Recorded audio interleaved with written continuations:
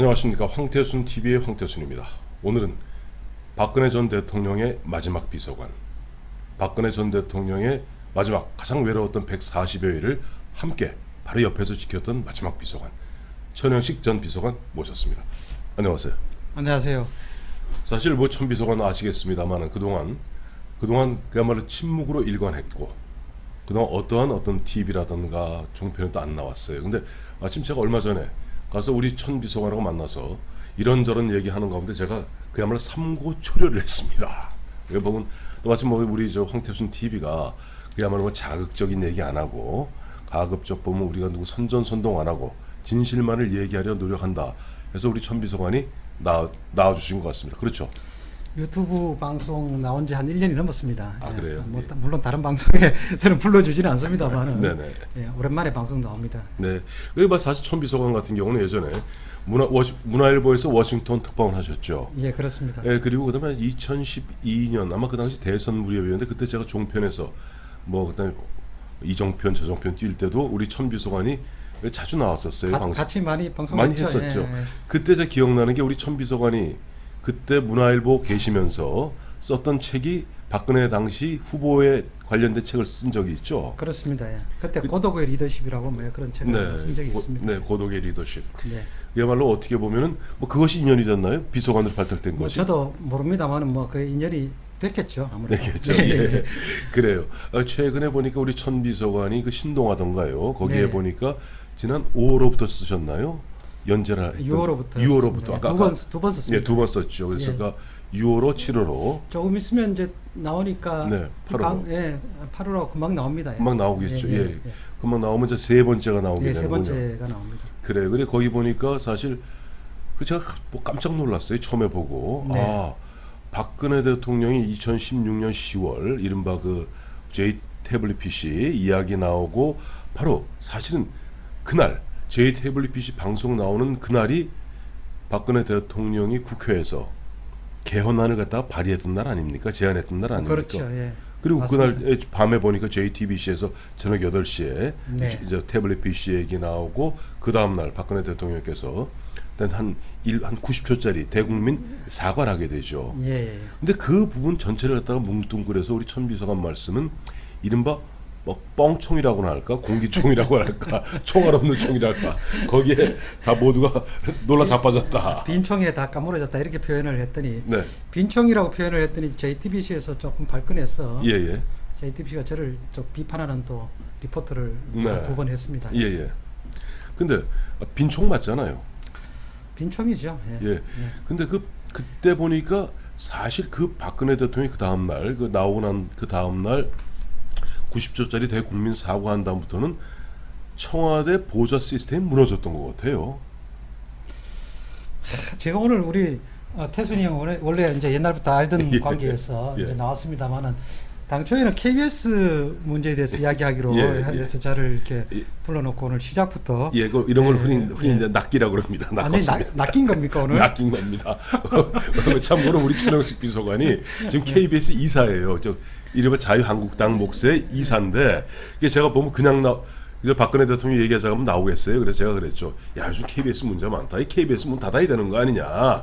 그래서 나와서 KBS 자 내가 이런 거 아닌데 한번 얘기하자. 그리고 낚았습니다. 하여튼 그래서 낚인 기분인다면 질문을 다시 한 번만 해주십시오. 그래요. 예. 그러니까 박근혜 대통령이 보면은 J 태블릿 PC 나오고 그 다음 날 90초 대국민 사과하면서 그야말로 비서실이 완전히 뭐랄까 패닉 상태고 그냥 보좌 시스템이 무너졌던 것이 아닌가. 그렇죠. 그 다음 날부터 바로 무너졌다고 할 수는 없고요. 네네. 그날 저녁에 이제 방송이 나오고 네. 그 다음 날 대국민 이제 성명 담화 발표를 합니다. 네. 사과 담화를 발표를 합니다. 그렇죠. 오후에 발표를 하는데 이제 네. 오전에 이 JTBC 이제 보도를 어떻게 할 것이냐를 네. 두고 네. 다양하게 이제 많은 논의들이 있었습니다. 네. 논의 결과 오후에 사과 담화를 발표했죠. 네. 그때까지는 아직 이렇게 보좌 시스템이 다 무너졌다 이렇게 볼 수는 없고요. 네. 그 며칠 있다가 네. 그게 이제 4일 날 보도가 나고 25일 날 사과 담화를 발표를 네. 하고 네. 28일 날 이제 다 수석들하고 네. 선임방 예. 다 사표를 제출하죠. 예, 예. 예, 한 2, 3일에 이제 그 시간이 있었습니다. 예, 그 2, 3일인데 저는 지금도 보면 좀 안타까운 게 요즘 마지막에 요즘 최근에 나오는 이야기들 보면은 흔한 얘기를 아까 조금 전에 뭐 빈총이란 표현을 쓰셨습니다만은 그 보면은 뭐 변희재 씨 같은 경우는 뭐 또 다른 얘기를 하고 있지 않습니까? 그런 가운데 실제 과연 그런 식으로 갖다가 뭐랄까 너무 순순하게 너무 선선히 그런 사실들이 인정하도록 옆에서 보면 참모들이 제대로 상황 판단을 못했던 것이 아닌가. 근데 만약 제가 참모로 있었다면 무슨 얘기입니까? 보면 그 보나마나 뻥총인데 이거는 단호히 대처해야 됩니다. 이런 어떤 보자가 없었을까요? 참 이게 어려운 문제입니다. 지금 네. 이제 정말 낚여갖고 지금 이 이야기를 자꾸 강조를 하시는데 이게 다르고 아다른 예. 그런 문제에서 예, 예. 빈총이라고 했때 JTBC가 이제 발끈했는데 네. 사실은 뭐 빈총이라고 말은 하지만 네. 100% 다 뭐 이렇게 없는 이야기는 아닙니다. 예를 네. 들면 뭐 무슨 뭐 문건이라는 게 있을 수도 있고 예, 예. 또 뭐 노트북인지 컴퓨터인지 어디서 나온지는 정확하게 알 수 없습니다만 네. 뭐 그런 어디서 나온 것도 실체는 있겠죠. 그렇죠. 그러니까 이게 정확치 않다는 의미에서 이제 빈총인 거지. 네. 예, 그거 뭐 완전히 뭐 제로다 네. 없는 것이다 뭐 그런 거는 아닙니다. 네. 아마 당시에 이제 사과 담화를 발표한 이유도 네. 이 문건이 어쨌든 최순실 씨한테 네. 간 거는 사실이고 네, 네. 그 전달 창구 역할을 한 게 이제 정호성 비서관이죠. 비서관인데 예. 정호성 비서관이 그 간 거는 사실이니까 네. 그때만 해도 JTBC가 이게 태블릿 PC에서 나왔다 이렇게 보도를 안 했습니다. 태블릿 PC라는 말을 쓴 거는 보도 이틀 뒤입니다. 아. 첫 보도 이틀 뒤에 나오고 그때는 그냥 최순실 파일 최순실 파일. 뭐 이런 식으로 예. 아주 두루뭉실 이렇게 표현을 했기 때문에 네, 네. 그때 청와대 입장에서도 네. 그게 뭐 파일에 최순실 파일이 뭐 그게 뭐 태블릿인지 뭐 무슨 뭐 집에 있는 데스크탑인지 뭐든지 네. 이런 거하고 상관없이 네, 네. 어쨌든 뭐 간 거는 사실이니까 예, 예. 그런 측면에서 이제 인정을 하지 않을 수 없었던 거고 네. 그래서 그 측면에서 이제 아마 사과를 했던 걸로 그렇게 저는 이해를 하고 있습니다. 왜냐하면 그거는 뭐 아는 사람이 대통령하고 이제 정호성 비서관 둘이니까 네. 나머지 이제 우리 참모들은 네. 그 사실을 뭐 이렇게 알 수 있는 위치에 있지 않았기 때문에 네. 그 두 분에서 이제 결정을 하면 거기에 따라갔던 그런 상황이었죠. 참 보면 지금 생각해보면 좀 너무나 안타까운 그런 뭐 안타깝습니다. 안타깝는데 다시 이제 역으로 돌아와서 저도 많이 생각해 봅니다만은 네. 역으로 돌아와서 그럼 다른 솔루션이 있었을까? 물론 뭐 있을 수 있었겠죠. 좀 더 많은 정보와 네. 좀 더 이렇게 종합적으로 판단을 할 수 있었으면 충분히 뭐 다른 대응이 가능하겠습니다만은 네. 그 당시에 조금 이렇게 아주 짧은 시간에 여러 가지 제약된 상황 속에서는 일단은 뭐 정치의 정도대로 갔다 이렇게 저는 생각을 합니다. 뭔가 문제가 있었으면 그 문제에 대해서 대답을 해야 되는 거고 네. 대답을 해야 하는 방식이 죄송하다고 이야기를 하는 거지. 뭐 그렇죠. 우리 잘못한 거 없습니다. 이런 식의 정치를 하기는 어려운 거 아닙니까? 사실 그런 부분에서는 어떻게 보면은 예. 박근혜 대통령이 너무나 정직했던 것 같아요. 제가 옆에서 봤을 때 네. 그런 측면이 있습니다. 대통령이 되게 이제 순수하고 정직한 측면이 있어요. 이게 통상적으로 우리가 봐왔던 뭐 다른 정치인들 또 대통령 되신 분들 그 중에 있습니다만은 어떤 분 같은 경우는 보면 뭐 신화도 만들어내고 보면 모로세로 일관하고 뚝 잡아뛰기도 하고 그런 부분에 비해서 박근혜 대통령이 모르겠어요. 대통령이 되기 전에도 개인들 간에 일반인들하고 접촉이 뜸해서 그런지 몰라도 그런 뭐 권모술수와 이런 부분들이 너무 없었던 것이 아닌가. 사실 잡아뛸 수 있는 부분이었거든요. 그 당시 현직 대통령이 잡아뛰고 검찰권을 동원하고 요즘 하는 거 잘 보세요. 그랬으면은 아마 얼마든지 막을 수 있지 않았겠는가 하는 생각도 없지 않아 듭니다. 예, 뭐 하여튼 노코멘트 했습니다. 그래요. 뭐 보면 아무래도 박근혜 대통령 140일 동안 마지막을 함께 모셨던. 근데 그때 보면은 제가 일부 그 당시 신동아 일부에 읽어보니까 박근혜 대통령이 우리 천비서관을 불렀었다면서요 그날. 그날 부른 건 아니고요. 예예. 이제 아까 뭐 설명을 드렸습니다만 28일쯤에 네. 수석들하고 네네. 이른바 문고리 3인방이라고 네. 불리는 네. 3명하고 다 이제 사표를 냅니다. 네, 사표를 내고 그 사람들이 아마 일부는 31일쯤에 이제 구속이 되거나 뭐 그렇죠. 이렇게 됩니다. 네. 빠르게 이제 사표를 낸 다음에 네. 수사가 빠르게 진행이 됩니다. 예. 그러니까 말 그대로 이제 사표만 냈으면 바깥에라도 있으니까 네. 전화라도 할 수 있지 않습니까? 네. 그러니까 참모 시스템이 완전히 무너졌다고 보기는 어려운데 네. 구속까지 되고 뭐 이렇게 수사받고 이러는 상황이 되니까 완전히 이제 진짜 말 그대로 공백이 되는 상황이었어. 네. 11월 네. 제가 11월 2일 날 대통령이 저를 이제 예. 불러서 예. 이런저런 당부의 말씀을 주셨던 걸로 그렇게 기억합니다. 예. 그래서 나중에 대통령께서 나중에 이제 청와대 나오실 때까지 계속 같이 계셨던 거죠. 네, 그렇습니다. 예. 이제 보면 그 당시 이번에 저 신동아 두 번째 네. 보면 제가 궁금했던 것 중에 하나가 결국 그럴 때 보면 우리나라 뭐 물론 청와대 비서실장도 있고 뭐 정무수석 뭐 여러 가지 실장과 수석이 있습니다만은 네. 미국 백악관식으로 하면 법률 고문 네. 이 하는 법률 고문 역할을 하는 것이 바로 민정수석 아닙니까? 예, 예. 대한민국 최고의 검사라는 최재경 그 당시 검사장이 민정수석으로 있었단 말이에요. 네, 예. 이제 우병우 수석이 무너지고 그다음 민정수석으로 들어온 게 최재경 수석 아니에요? 예, 예. 근데 최재경 수석이 얼마 안 있다가 그만뒀어요. 그때 저희가 네. 종편할 때인데 그거 왜 그만뒀나? 이 진짜 뭐가 뜻이 안 맞아서 그런가? 아니면 최재경 씨가 이렇게 무책임한 사람은 아닌데 왜 그만뒀을까? 무슨 속내막이 있습니까? 아니 요새 이제 종편 안 나셔도 감은 여전히 살아 계시네요. 예, 그렇죠. 상당히 민감한 부분만 자꾸 이렇게 질문을 하시네요. 예, 예. 그 부분은 워낙 민감해서 예. 제가 연재에서도 되게 조심스럽게 다루는 부분인데 네. 훅 치고 들어오시네. 예, 원래 원래 유튜브는 시간이 짧기 때문에 빨리빨리 얘기가 됩니다. 근데 이제 뭐 그거는 최재경 수석의 또 개인적인 뭐 무슨 뭐가 이제 생각이 있기 때문에 네. 제가 함부로 뭐 유추하거나 네. 그렇게 하기는 어렵습니다. 그냥 다만 이제 제가 생각하는 것은 네. 최재경 수석이 워낙 이제 평판도 좋고 네. 능력도 있고 실력도 있고 네. 두루두루 다 관계도 좋고 정말 대단한 엘리트 검사입니다. 네.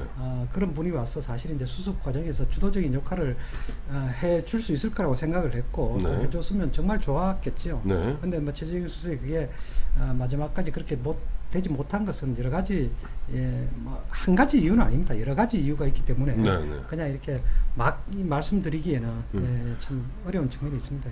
근데 그때 잠깐 뭐 신동아 이렇게 제목 뜬 거 보니까 네. 최재경 수석이 밖에서 도우려 했다 하는 말도 있던데. 그렇습니다. 제 수석은 어차피 이제 그 당시에 검찰 수사라는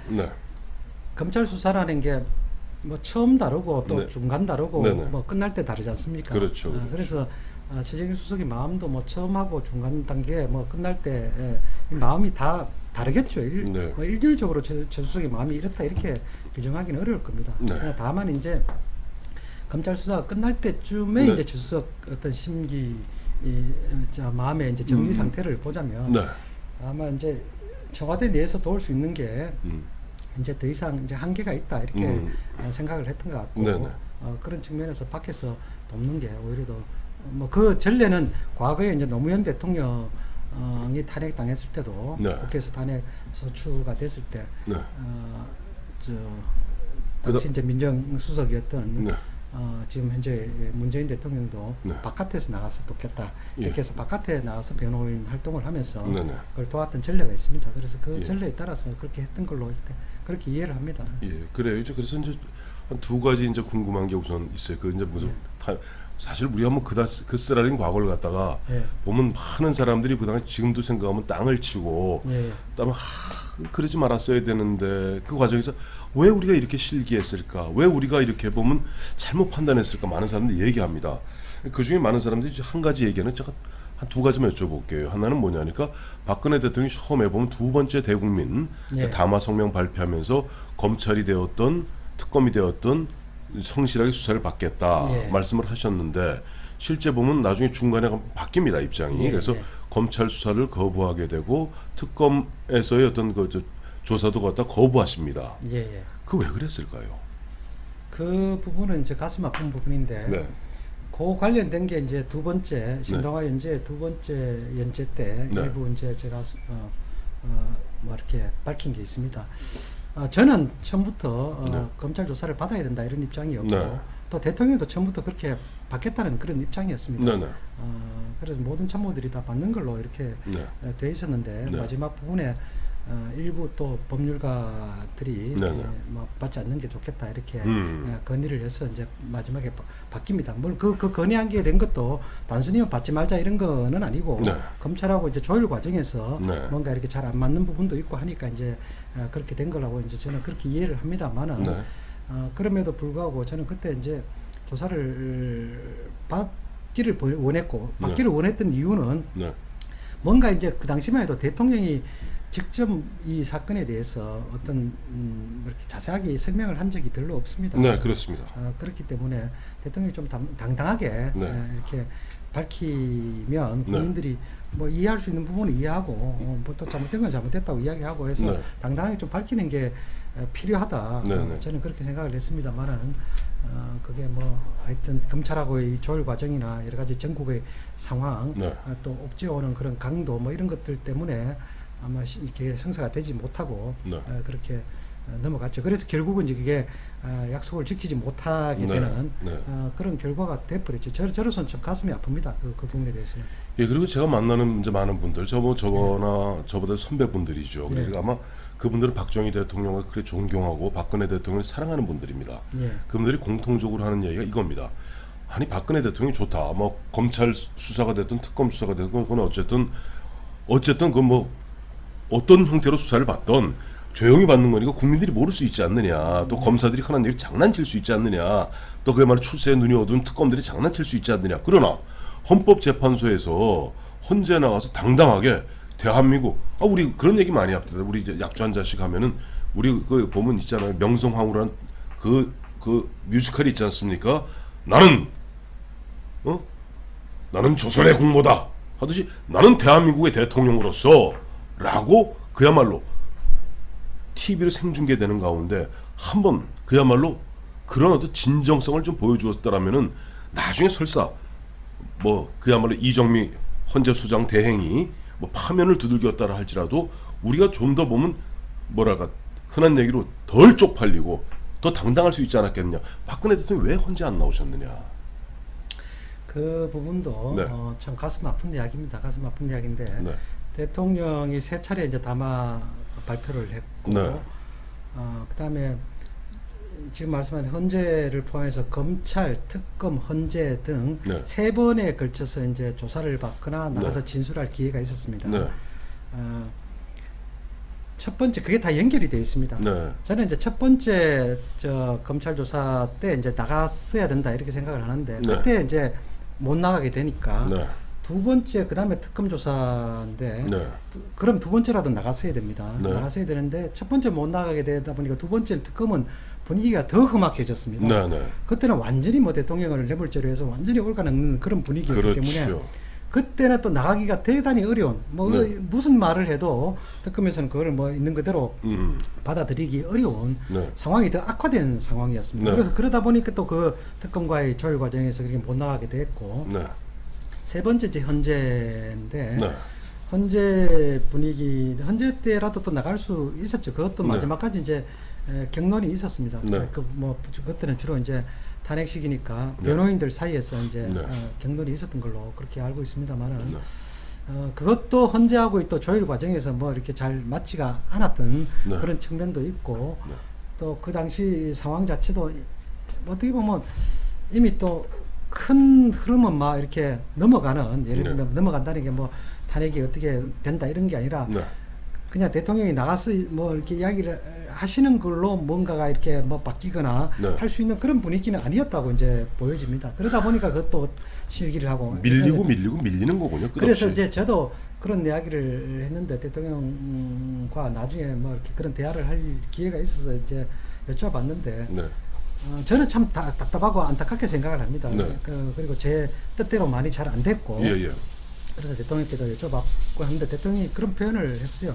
정말 일마다 꼬였다. 일마다 꼬였다. 일마다 꼬였다. 이런 일마다. 대통령이 그런 표현을 이제 하셨는데 그 표현을 들으면서 더 제가 가슴이 참 아팠습니다. 대통령은 뭐 저는 참모니까 참모로서 이제 어떤 건의를 드리는 것이고 네. 최종 결정이나 판단은 대통령이 하시는 겁니다. 그렇죠. 하시는 건데 어쨌든 대통령이 일마다 꼬였다는 이제 표현을 할 때 그 표현 속에 행간에 녹아 있는 그 참 뭐라고 할까요? 아픈 네. 어떤 그런 흐름들을 다 통째로 제가 이해를 하기 때문에 참 너무 가슴이 아팠습니다. 그러니까 여러 가지 이제 그거를 뭐 상황 판단이 잘못됐다 이렇게 뭐 평가할 수도 있겠습니다만은 네. 대통령 입장에서는 여러 상황을 종합적으로 판단을 해서 이렇게 했을 텐데 뭔가 이렇게 하여튼 스텝이 잘 이렇게 맞지가 않았던 뭐 그런 상황으로 좀 이해를 해주시면 될 것 같습니다. 그래요. 그리고 이제 아까 제가 모두에 말씀드렸습니다만은 박근혜 대통령하고 아까 말씀하신 2016년 11월 2일, 3일경에 천비서관 흔한 얘기로 자, 이 상황에서 그야말로 거의 무주 공산이 터벌판이 되다시피 한 가운데 어떻게 외롭게 마지막까지 호위무사까지 지켜주었던 우리 천영식 비서관인데 그 나중에 보면 이제 박근혜 대통령이 이제 2017년 3월 10일 헌법재판소에 의해서 대통령직에서 이제 어떻게 보면 이제 대통령직을 띄고 그 다음 3일인가 있다가 이제 네. 사저로 나오시게 되지 않습니까? 네, 그리고 그 이후에 한 20일 있다가 이제 감옥 가시게 됩니다. 네. 그 사이에 뭐 그때 감옥 가시기 전까지 계속 보셨죠? 사저 가서 보셨나요? 그렇지는 않습니다. 그렇진 왜냐하면 않아요. 그때는 아직 제가 이제 예. 청와대에 몸담고 있던 시기였어. 네네. 저는 뭐 마지막에 이제 마지막까지 그냥 계속 청와대에 있었습니다. 네네. 그래서 그때는 뭐 공무원 신분이기 때문에 사저에 뭐 그렇죠. 이렇게 좀 그랬고요. 가기는 좀 쉽지가 않았고 네. 또 그것보다도 사전에 이미 또 다른 또 뭐 이렇게 사람들이 예, 워낙 정치인들 중심으로 많이 네네. 오고 했기 때문에 저희 청와대에서 있었던 참모가 그때 뭐 사저까지 가서 뭘 하기는 좀 뭐 적절치 않은 그런 상황에서 사저에는 저는 가지는 않았습니다. 그렇군요. 근데 이제 제가 이제 여쭤보고 싶은 게 그러면 이제 나중에 이제 그 청와대에서 나오시기 전에 마지막으로 박근혜 대통령을 뵈었던 건 언제예요? 그거는 제가 이제 신동아 연재에 예. 신동아 연재가 지금 이번은 이제까지 하면 3번이고 앞으로 2번이 더 남아 있는데 네네. 마지막 5편 때 나올 이야기인데 그걸 벌써 물어보세요. 아니 내가 저도 그래도 방송 경력 7년인데 딱 가장 마지막 피날레로 와닿는 것이 이런 거 있지 않습니까? 박근혜 대통령의 어떤 명예에 따라서 140일간을 갖다가 옆에 어떻게 보면 가장 가까운 어떤 지근거리에서 박근혜 대통령 갖다가 보조했어야 됐고 보조했고 그다음에 마지막 박근혜 대통령과 어떻게 보면 가슴 아픈 어떻게 이별의 순간이 오게 됩니다. 그 순간을 갖다가 여쭤보지 않으면 저도 방송은 아니죠. 저 헌재에서 이제 탄핵 판결이 3월 10일 날 10일 날 납니다. 네, 나고 그렇습니다. 대통령이 3월 12일 날 네. 청와대를 떠나게 됩니다. 네네. 대통령이 이제 그 헌재 판결이 난 다음 날 3월 네. 11일 날 이제 저를 불러서 네. 그래서 좀 대화를 좀 했었습니다. 네. 마지막 네. 뭐 이런 표현은 좀 이상합니다만은 뭐 석별의 시간을 좀 가졌고 네. 그때도 뭐 그렇습니다만은 그 전에도 그렇고 많은 대화를 나눴습니다 대통령과. 네네. 제가 뭐 이제 연재를 하게 된 것도 네. 뭐 뜬구름 잡기 식으로 연재를 할 수는 없지 않습니까? 그렇죠. 어느 정도 이제 제가 뭐 100% 대통령의 마음을 다 이해는 못합니다. 다 네. 이해를 할 수는 없지만 네. 그래도 참모 입장에서 네. 어느 정도까지는 제가 이제 이해할 수 있다고 생각하니까 이제 연재를 하는 거지. 뭐 네. 전혀 뭐 1%도 이해를 못하는데 100%의 그렇죠. 글을 쓸 수는 없으니까 네. 뭐 그런 뭐 정도로 좀 이해를 해주시면 될 것 같습니다. 아직 보니까 우리 천비서관 앞으로 5회 쓴다고 좀 감추는 것 같은데 좀 기다려 보시죠. 뭐 그러고 그러면 이제 조금 말을 틀어서 이제 보면 어이구 시간이 꽤 됐군요. 보면은 뭐 현실 정치인데 좀 민감한 부분이긴 합니다만은 지금 보면 최근에 이제 홍문정 의원이 자유한국당을 탈당해서 대한애국당으로 가면서 당 이름을 갖다가 우리 한국당으로 바꾸지 않았습니까? 네. 우리 공화당이죠. 우리 네. 공화당으로 네, 네. 당명을 개칭하고 또 보면 주변에 은근히 흘러나오는 이야기는 박근혜 대통령께서 뭐 장명해 주신 것이 아닌가. 또 최근에 나오는 박근혜 대통령의 연내 뭐 사면 문제, 사면되면 결국 그런 어떻게 박근혜 대통령이 사면이 된다면은 또 사면이 설사 아니 된다 할지라도 옥중에 계신다 할지라도 박근혜 대통령 중심으로 그와 같은 어떤 정치 세력화 지금 현재 우리 공화당 중심으로 또 보면 옛날 박근혜 대통령을 따랐던 뭐 서청원 전 대표라든가 이런 분들 중심으로 이인재 뭐 전 대표 이런 분들 중심으로 뭐 신당 얘기 나오는데 그건 어떻게 보세요? 뭐 그거는 현실 정치 문제여서 제가 뭐라고 하기는 참 어려운 문제 같습니다. 뭐 제가 뭐 대통령한테 직접 들은 것도 없는데 예. 제가 뭐 판단하기는 되게 어려운 이야기고 저도 다만 이제 우리 공화당을 뭐 장명을 했다 뭐 이런 이야기는 듣긴 들었는데 네. 글쎄요 그거는 뭐 저는 잘 모르겠습니다. 하여튼 말씀드리기 되게 어렵고. 예, 예. 그다음에 이제 다만 여러 가지 이제 이 국면을 이제 이해하는 데 있어서 네. 저는 이제 마치 대통령을 네. 연말에 뭐 사면을 하고 하는 과정이 예, 예. 지금 현재 문재인 정부가 네. 이제 이 보수를 분열시키기 위해서 네. 대통령을 사면하고 뭐 그렇게 이제 정략적인 그림 속에 대통령이 놓여 있는 거고 네, 네. 박근혜 대통령이 놓여 있는 거고 네. 어떻게 보면 그런데 박근혜 대통령이 또 극적으로 이야기하면 활용이 되는 네. 그래서 박근혜 대통령에 대해서 또 걱정하는 저 흐름들이 생겨나고 네네. 하는 게 이제 지금의 이야기지 않습니까? 그렇습니다. 그러니까 그런 시나리오 내지 그런 이제 예측들을 들으면서 그 자체가 되게 이제 가슴이 아픈 이야기입니다. 제로서는 참. 예. 예. 왜냐하면 어떻게 보면 그 박근혜 대통령을 또다시 약간 희화화하는 네네. 막 그런 이야기이기 때문에 네. 되게 참 안타까운 이야기고 네. 가슴 아픈 이야기인데 네. 저는 그렇게 생각을 합니다. 지금 뭐 박 대통령이 3년 가까이 이제 영어의 몸이 돼서 네. 얼마나 힘들고 이제 고통스럽게 계셨기 때문에 네. 그 고통스럽게 계시는 동안에 어떤 사람의 어떤 마음이라는 게 네. 뭐 안 당해본 사람은 그 쉽사리 예측하기는 그렇죠. 그렇게 함부로 이제 예단하기는 어렵습니다. 네. 그 사이에 쌓였던 어떤 또 다시 형성되는 분노가 있을 수도 있고 네. 또 다시 형성되는 배신감과 좌절감과 네. 여러 가지가 또 있을 수는 있습니다. 네. 그거는 인간이라면 뭐 어쩔 수 없는 네. 그런 인간적 측면들이 있고 네. 그래서 그거는 본인이 컨트롤 뭐 하고 싶어도 어떤 때는 컨트롤이 잘 안 되고 네. 그것도 불쑥불쑥 나올 수밖에 없는 그런 게 있습니다만은 그럼에도 불구하고 제가 이렇게 대통령하고 많은 대화를 나눴던 경험에 비춰보면 대통령은 지극히 정상적인 사고를 하십니다. 네. 그렇게 뭐 이렇게 아주 뭐 모난 사고를 한다든가 극단적인 사고를 한다든가 물론 판단이 순간순간 잘못될 수는 있습니다. 그럴 수도 순간순간 있죠. 잘못될 수는 있습니다만은 기본적인 사고 프레임 자체가 네. 뭐 이렇게 비정상적인 어떤 그런 사고를 한다는 그런 어떤 일부 예측들을 볼 때마다 제가 되게 이제 가슴이 아픕니다. 아프고 그래서 향후에 여러 변수는 있겠습니다만은 네. 조금 더 지켜보시면서 네. 대통령을 좀 큰 틀에서 좀 이해를 해가면서 지켜봤으면 좋겠습니다. 예. 예. 오늘 우리 천영식 비서관 또 천영식 기자를 갖다 보면서 느끼는 게 하나 있습니다. 예전에 보면 정치부 기자 때 만났던 천영식 기자, 그다음에 방송에서 만났던 천영식 문화일보 논설위원 전 정치부장. 그때 천영식 날카로운 평론가였습니다. 그다음에 막 질렀습니다. 그런데 박근혜 청와대 가서 박근혜 대통령 3년 동안 비서관으로 모시고 특히 마지막 보면 140여일을 갖다가 거의 유일하게 박근혜 대통령 옆에 지켰던 천영식 비서관, 아는 게 너무 많아서 그런지 오늘 보니까 말씀 별로 안 하시네요. 엄청나게 이야기를 많이 했는데 그래요. 야, 예. 예. 하여튼 오늘 굉장히 어려운 자리 응해주신 우리 천영식 비서관, 제가 오늘 낚았으면 죄송하고요. 자, 하여튼 감사합니다.